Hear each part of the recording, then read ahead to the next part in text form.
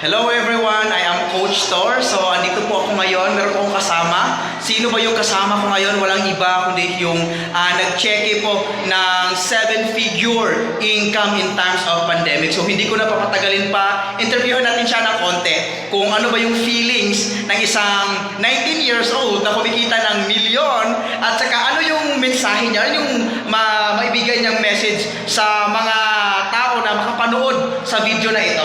Okay, so andito po siya ngayon. Ayan, hello Coach. Hi!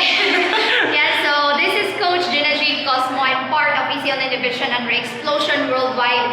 And ngayon po guys, I never imagine po na kumita po ako ngayon ng 1.1 million. Wow. Imagine you guys, and who would have thought I'm still 19-year-old? Imagine nyo, sino ba namang 19 years old ngayon guys na kumikita ng ganito in this time of pandemic.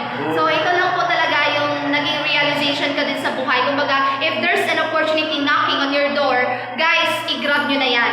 Okay, wag nyo na lang pakawalan. And para din po kasi sa akin, why would I wait na makapag-graduate pa ako para makapagtrabaho at doon pa ako kikita? Yes. Ngayon, hindi pa ako makapag-graduate pero kikita na ako. Di ba? So, Yes. okay po, I'm first year college student, so there's 3 years more para makapag-graduate ako. So, why would I wait for 3 years? Okay, why would I take a board exam pa? Okay, or magtrabaho pa kung dito naman, pwede ko na makuha yung mga goals ko in life, mga dreams ko in life at my very young age. Yes, in short Coach, at your very young age, I know for sure yung parents mo, sa resulta mo ngayon, I know for sure na grabing, super, sila, proud po sila sa'yo. Yes, actually, diba? Coach, i-share ko sa'yo, chinatan ko yung parents ko ngayon. Sinabi ko na, Mapa, pumunta po kayo dito sa Tagbiran City kasi i-process, kukunin ko yung cheque ko na 1 million pesos. Wow, ano kayong feeling?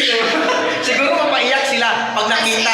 Kasi Diba? grabe, actually, yung papa ko is may session pa, tapos yung mama ko may duty, pero guys, okay, so nag-absent talaga si mama sa duty niya, tapos si papa tinapos niya yung session niya kasi yung papa ko is a barangay official po. So, yun kasi gusto nila na makita ko kung totoo ba talaga na kumita talaga ko ng milyon. And I know for sure magiging proud talaga yung parents ko sa akin. Yes. So anong masasabi mo Coach sa nakagaya mo rin na isang student rin, first year student, pero ano yung maibigay mo na mensahe sa kanila? Baka meron makapanood nito na willing din na maging kagaya mo. Ayun. Okay. So, sa lahat po ng mga kabataan ngayon, guys, ito lang talaga yung masasabi ko.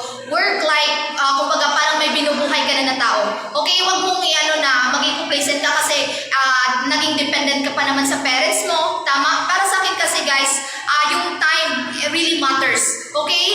Hindi issue dito kung kikita ka ng milyon kasi pwede mo namang i-accumulate yan pag makasahod ka na sa workplace mo. Pero guys, iba pa rin yung naging milyonarya ka at your very young age. Yes, Diba? tama. Yun. So once again guys, this is Coach Tor and Coach Juna na to make it ng million. So once again, congratulations and be part of our team.